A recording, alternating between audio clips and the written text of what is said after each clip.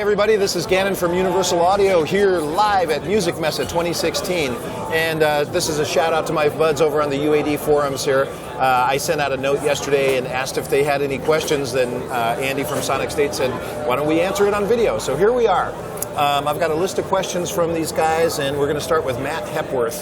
He was asking about the USB 3 chipset requirements for the twin USB and the satellite USB. Are they the same? And the answer to that is yes, they are. Second part to that question is it possible to use a USB 3 adapter card, like a PCIe adapter card, on a computer that doesn't have native USB 3 and to add that? And the answer to that is not really. And I say that because we've tested it, and it works on some computers and doesn't work on other computers, and so it's unreliable, and therefore we can't offer it or suggest that it's a fully qualified solution. So at this point, it is unqualified. It may work on your computer, but we recommend against it. From Cat5, he says, Gannon, there's been a lot of negative buzz about UA forcing users to buy into a system locked to one OS or the other. Is there any plan or even consideration for adding USB compatibility to the OS X camp? I'll admit it's frustrating that users have to commit to an OS with expensive hardware. So the answer to that is probably not. And the reason is that we can offer stability and complete reliability when we focus on a certain operating system and compatibility with one device. So that's the number one priority for us. We don't want to have something that works most of the time. It has to work all the time. And so by focusing on a single OS, that allows us to offer that best experience to everybody. So that's good for everybody. Second from Cat5, we're expecting new plugins. Did the USB development get in the way, or is this a case of UA focusing on more hardware now? It's no secret that folks have pointed out that UA last released the BX20, and when you consider that Oxide was a hybrid based on existing technology. So we always have plugins in constant development. We know that you guys are really chomping at the bit for more UA-developed plugins. I can assure you that they're coming, and we do have priorities and a certain fixed number of people making these things happen. So we're working on things. Yes, we're going to have some awesome offerings for you guys coming up. So just take your time, be patient, and we will get there. Number 3, can we expect some great improvements to console soon, right? Looking for buses, inserts on those buses, and the master, controller support, iPad, and more in-depth routing, headphone mixes. And the console's great, but with the current state of the art, starting to feel like a work in progress. So at this point, console 2.0 is where we are leaving that development. We will have future developments in the platform, but it's impossible for me to say right now what those are going to be. You can probably expect some sort of remote support, but that's where I have to leave that. And lastly, Console 1 is looking pretty attractive now. I think he's referring to Softtube's Console 1.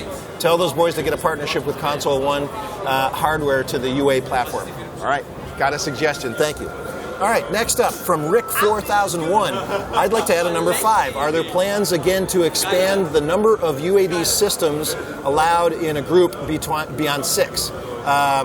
And the answer to that is no. We just expanded that from 4 to 6 last year with Apollo expanded, and that is the limit of what we can do based on our existing system, and it's really what one can do with a fully blown single system. I understand that there are some people that want to buy hardware for Windows and for the Mac platform, but at this time 6 is the limit.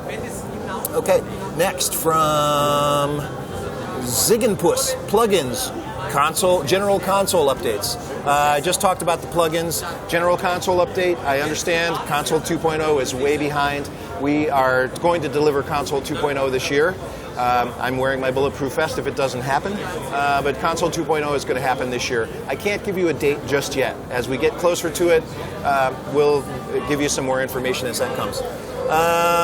Let's see. SG Jam says, number 6, Fender partnership. Is this a long-term plan, or will we see UAD Fender amp emulations this year? Has process started or just a partnership contract signed? Well, I can't really give you much detail there, but I can tell you that this is going to be an incredible partnership, and we're really excited to be working with Fender right now, and you can expect some amazing, amazing things coming from us and Fender together soon this year. All right, so from Small Stone, Stefan. Hi, Gannon.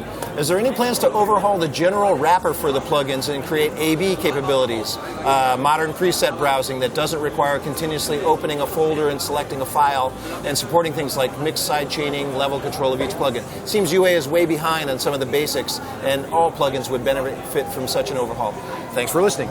Well, thank you. So what that means, there's some of that is answered with Console 2.0. With Console 2.0, you can browse presets simply by opening up the preset menu and using the down arrow or up arrow to navigate. So that's taken care of in Console 2.0. The other part, side chaining, A/B comparing, those are things that are contained in other, you can do them. Certainly SoftTube does them for some of our other plugins, as does Brainworks. So those may be built in.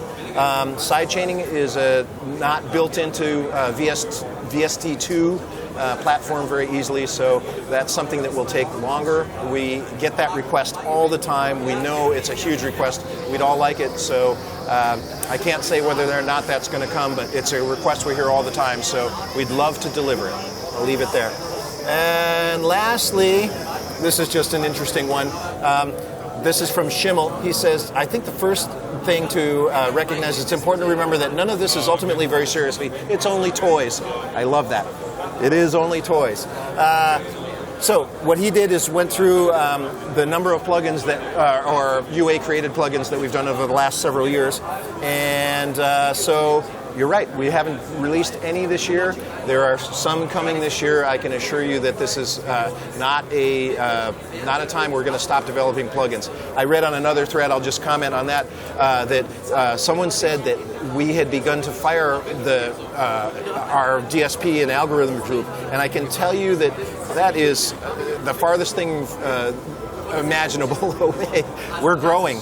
UA is growing. We are doing great, and let me just say, it's all thanks to your guys' trust and your loyalty to us, so we really appreciate that. But please don't think that there's any danger that we're going away soon or that we're going to stop developing plugins. We're just resetting the game. There's a lot of work going on under the hood, and we have some really exciting things coming. So thanks for your questions. Maybe we'll do this again tomorrow, and thanks for Sonicstate for giving us this opportunity to answer them directly. Talk to you soon.